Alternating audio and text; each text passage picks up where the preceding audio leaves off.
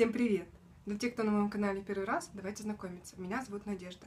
Сегодня я хотела раскрыть такую тему, как дренажный массаж, кому он делается, когда он делается и зачем он делается. Для того, чтобы понять суть и необходимость дренажного массажа, необходимо понять, когда он делается. Он делается, когда у вашего ребенка влажный кашель, который трудно отходит. В основном это касается деток до 3 лет, потому что у ребеночка до 3 лет стенка бронха не очень хорошо развита. Что это значит? То есть вот у нас есть стенка бронха, есть клеточки боковины, которые выделяют мокроту, а есть реснички. Реснички, они выталкивают мокроту вверх. Это все называется мукоциллярный клиренс. Не буду вдаваться в подробности, но суть в том, что у маленького ребеночка до 3 лет у них реснички, которые выталкивают мокроту, очень коротенькие и еще не до конца развитые. Поэтому ребенку очень тяжело отхаркнуть то, что у него находится в бронхах, полностью в легочном тракте. Если вы слышите, что у вашего ребенка здесь вот все хлюпает, булькает, то необходимо сразу же делать дренажный массаж. Для того, чтобы делать дренажный массаж, у вашего ребенка не должно быть температуры. И когда мы начинаем делать дренажный массаж, мы ребеночка наклоняем так, чтобы попочка была немножечко выше головы. Для чего? Чтобы мокрота сама по себе стекала вверх. После этого начинаем делать постукивающие движения, не затрагивая зону почек. То есть вот где ребрышки у нас начинаются, вот ребрышки чувствуем, вот отсюда и вверх, вверх, вверх, вверх, вверх, вверх, вверх, начинаем делать дренажный массаж. Понимаю, все.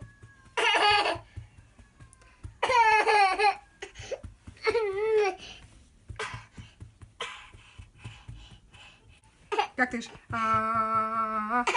Да?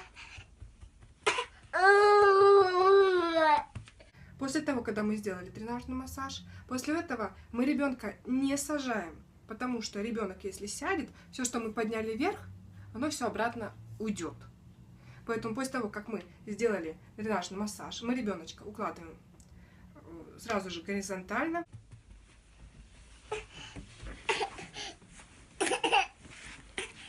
И либо, я пальчик засовываем в ротик и нажимаем на кончик языка.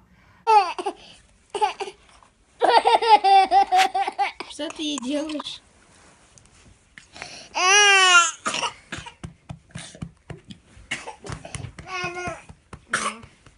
Очень умничка. В этот момент происходит спазм гладкой мускулатуры. Ребенок это все отхаркнул.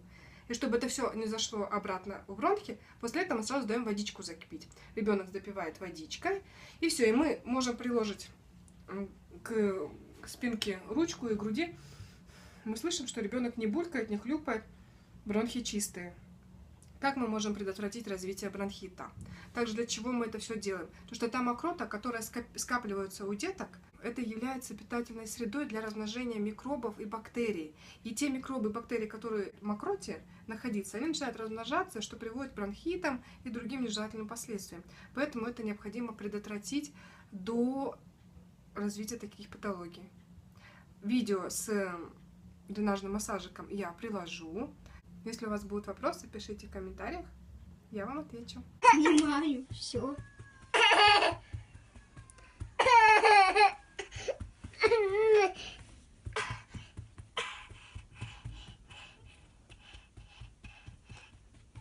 Как ты? Да?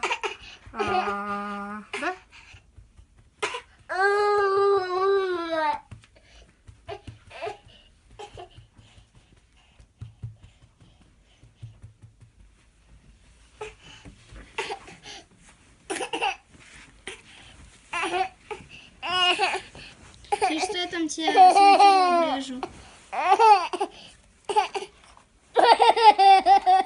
Что ты ей делаешь?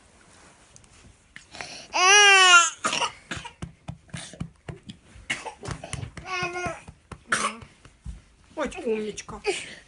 И водички дать запить. Если понравилось видео, ставим пальчик вверх, лайк и подписываемся на мой канал. Всем пока-пока.